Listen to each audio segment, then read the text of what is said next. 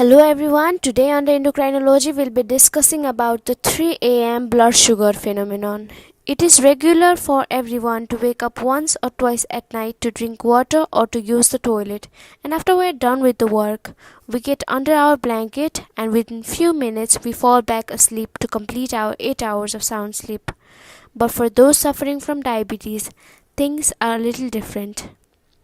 Most of the diabetic patients wake up almost every night at the same time around 3 a.m., not by some noise or anything else, but because of the sudden spike in the blood sugar level. It can happen due to two reasons, which I'll be explaining further.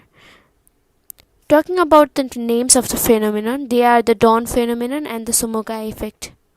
Now let's talk briefly about the dawn phenomenon. As the name dawn itself suggests, early morning. So, this phenomenon most commonly occurs in the morning around 2 a.m. to 3 a.m. As we know that our body uses glucose to produce energy, and to wake up in the morning, you need to have some extra energy. So, the body starts using glucose to prepare for the upcoming day, and the most vital role played in this action is by the liver. The liver releases extra glucose in the bloodstream due to the action of growth hormone, cortisol and catecholamines. While all these events are happening, the diabetic medications taken by the patient a day before start to finish off, and all this together leads to a rise in the blood sugar level in the morning. Now let's talk briefly about the Sumogai effect. The second cause of the high blood sugar level in the morning is due to the Sumogai effect, which is also known as the rebound hyperglycemia.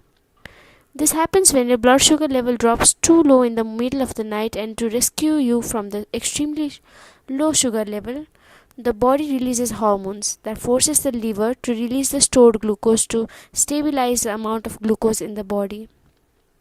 But in case of diabetes, as we already know that there is no adequate insulin production, the liver already releases some extra glucose, and in action upon the increasing blood sugar level, there is no adequate insulin level, and hence which leads to a high blood sugar level in the morning.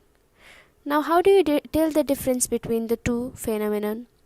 The major difference between the two phenomenon is that the Sumogai effect leads to hypoglycemia followed by hyperglycemia. As I've already told you, it is known as rebound hyperglycemia.